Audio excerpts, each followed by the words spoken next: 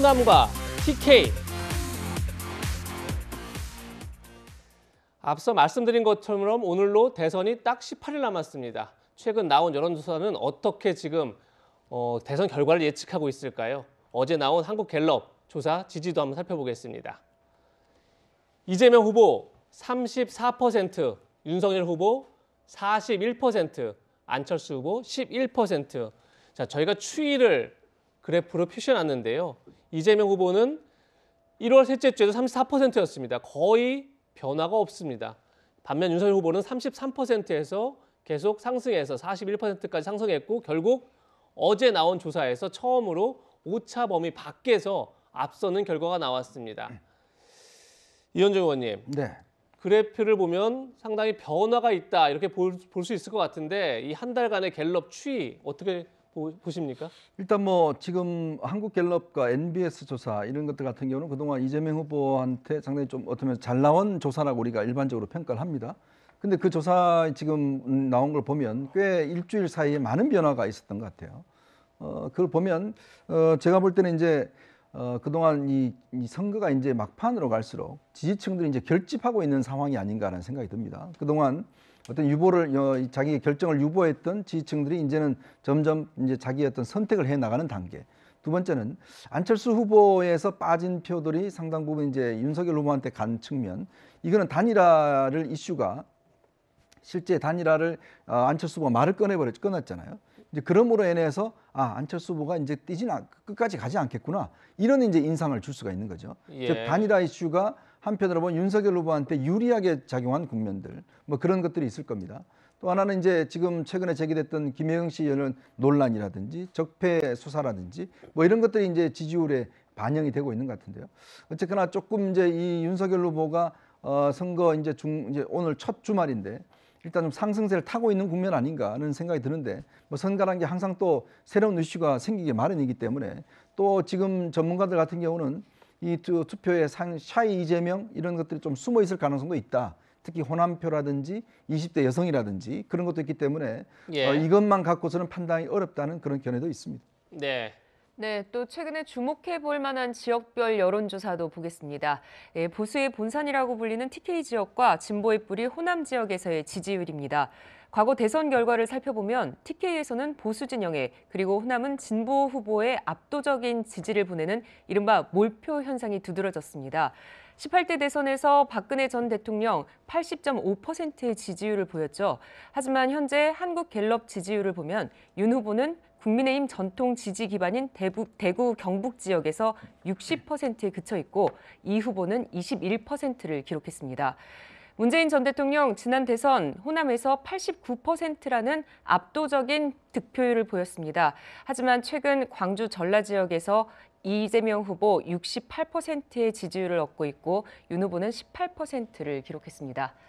네, 텃밭이라고 불리는 지역에서 80% 이상의 압도적인 지지율을 보였던 과거 대선과는 사뭇 달라 보이는데 최준봉 교수님, 예. 좀 한국 사회의 뿌리 깊은 문제였지 않을까요? 지역주의가 조금 개선되는 그런 모양일까요? 그러니까 지금 말씀하신 것처럼 80% 이상의 압도적 지지가 나올 가능성은 이제 저는 개인적으로 지금은 좀 낮다고 보거든요. 왜냐하면 20대 같은 경우에는 아무래도 지역이라는 특성보다도 여러 가지를 고려를 많이 하는 것 같아요. 본인의 삶과 연관된 부분도 고려를 하는 것 같고.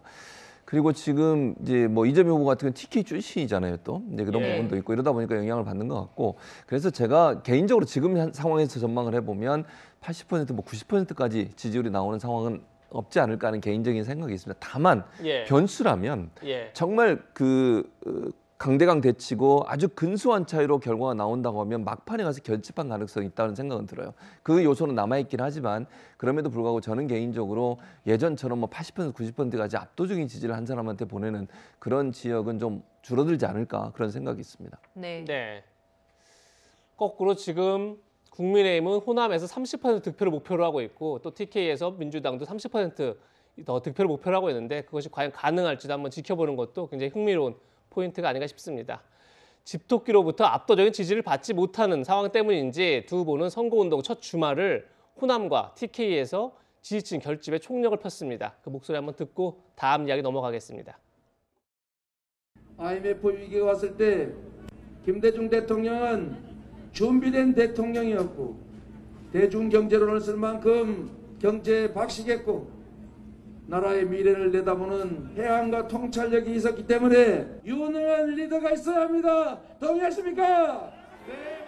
우리 박정희 대통령께서는 경제개발 5개년 계획을 실행하시고 지금 농촌 새마을 운동을 통해서 우리 대한민국의 경제 사회 혁명을 이루어내신 분이라고 저는 생각합니다. 꼼꼼하게 제대로 배워야 되겠다는 그 생각을 갖게 됐습니다.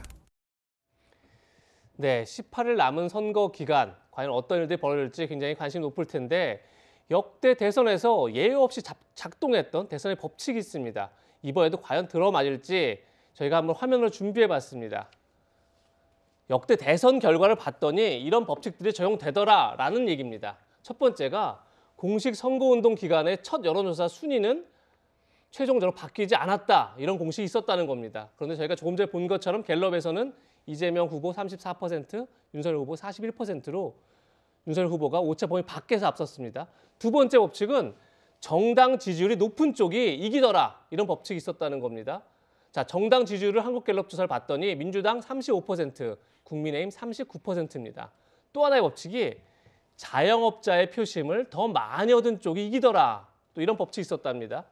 이재명 후보가 자영업자에서는 41%, 윤석열 후보가 자영업자에서는 43%의 지지를 받았는데 이현중 의원님, 네. 지금 보시는 것처럼 처음 여론조사 순위에서는 오차범위 밖에서 윤석열 후보가 앞섰지만 정당 득표율 그리고 자영업자 표심에서는 오차범위 안에 있습니다. 그럼 여전히 현재의 결과를 알기 어렵다, 알기 쉽지 않다 이렇게 봐야 될까요? 어떻게 보십니까? 뭐 법칙이라는 거는 뭐 항상 깨지기 마련이니까 그렇죠, 예. 이게 뭐 절대적인 건 아닙니다만은 그동안의 어떤 통계학상으로 보면 이제 이러한 법칙들이 있었기 때문에 이번 선거에서 작용하지 않을까라는 이제 그런 추정이 있는 거죠. 저도 아마 이번 선거가 일단 지금 10여일 정도 이제 20일 이미 넘어섰습니다. 10여일 정도밖에 남지 않았는데요. 돌발 변수가 없다라고 한다면 이런 법칙들이 적용될 가능성은 충분히 있을 것 같아요. 예. 특히 지금 여당 같은 경우는 지금 선거 전략이 중간에 상당히 좀 흔들리고 있는 측면이 있습니다. 이게 뭐냐면 결국은 이제 현 정권과 그다음에 이재명 후보와의 관계 설정을 어떻게 하느냐 이게 굉장히 중요한 것인데 지금 사실은 국민들이 정권 교체 여론이 높은 것들은 현 정부의 어떤 부동산 문제나 이런 부분에 대한 이제 불만들이 있는 거거든요. 예. 이제 그런 부분들을 이재명 후보가 그다음에 현 정권과 관계를 어떻게 가져가느냐 이게 중간에 좀 왔다 갔다 한 것 같습니다. 왜냐하면 최근에 보면 그동안 이제 이재명 후보 측근들이 중심으로 하던 선거 전략을 이낙연 전 대표가 이제 선거위원장으로 오고 우상호 이제 총괄본부장이 오면서 또 전략이 조금씩 바뀌었어요. 이제 그러한 측면과 또 한편으로는 최근에 이광재 의원하고 박재호 의원이 이제 골프를 치다가 이제 적발된 게 있지 않습니까? 예. 네. 근데 그만큼 이제 내부에서 얼마나 절박감을 느끼는가 의원들이 그러니까 절박감을 가지고 의원들이 띄워주느냐 이게 중요한데 이제 저런 현상들은 상당히 좀 힘을 빼는 것이죠. 그만큼 예. 이 선거 승리에 대한 절박감들이 당과 당내의 당원들한테 전달되지 않으면 사실 이게 응집력이 굉장히 축소될 수가 있는 거거든요. 그런 면에서 볼 때는 현재로서 아마 민주당이 뭔가 특단의 대책을 좀 수립해야 되는 그런 상황이 아닌가 저는 보고 있습니다. 네, 치열한 선거 운동을 벌이고 있는 지금 대선의 또 다른 볼거리 바로 후보들의 광고 영상입니다. 각 캠프에서는 4인 4색 광고 영상을 내놓고 있는데요. 직접 보시죠. 제가 하는 모든 일은 우리의 삶, 우리 서민들의 삶과 이재명의 참혹한 삶이 투영되어 있습니다. 앞으로도 여러분을 위해서 세상을 위해서 최선을 다하겠습니다. 여러분 고맙습니다. 흔들림 없이 가겠습니다. 유능한 경제 대통령 기호 1번 이재명.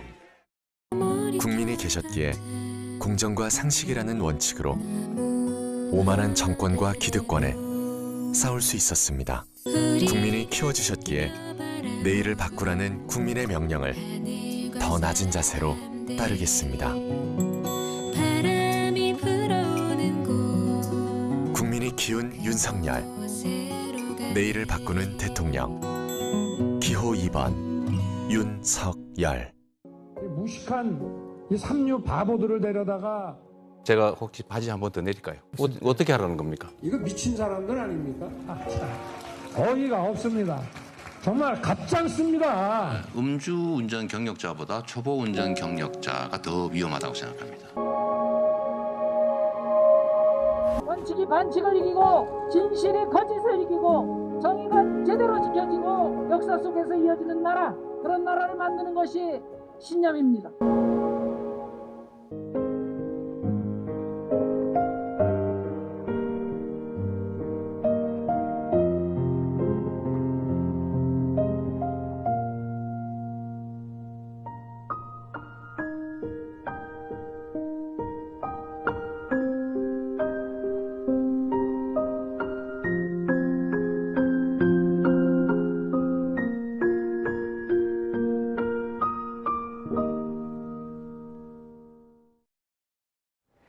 네, 대선 후보 4명의 광고를 다 봤는데요. 정혁진 변호사님 어떻습니까? 차별점이 확실히 드러나나요? 일단은 이재명 후보나 윤석열 후보는 컨셉은 잘 잡으신 것 같아요. 왜냐하면 이재명 후보가 개인적으로 워낙 논란이 많지 않았습니까? 형수님 관련해서 대장동에 최근에 법인카드 또 잊혀졌지만 장난 문제까지. 그러니까 몸을 낮추는 그러한 몸을 낮출 수밖에 없지 않았나 싶고, 윤석열 후보도 마찬가지예요. 왜냐하면 직전 검찰총장 출신이 야당 대선 후보로 나왔다. 이거는 상식적으로 이해가 되지 않는 측면이 많죠. 네. 이런 전례도 없었고 앞으로도 이런 일은 없을 거라고 저는 생각을 하는데, 그런데 그럼에도 불구하고 이런 비상식적인 상황이기 때문에 우리나라가 어쩔 수 없이 불가피하게 국민들이 불러서 나왔다. 이런 컨셉인 것 같고요.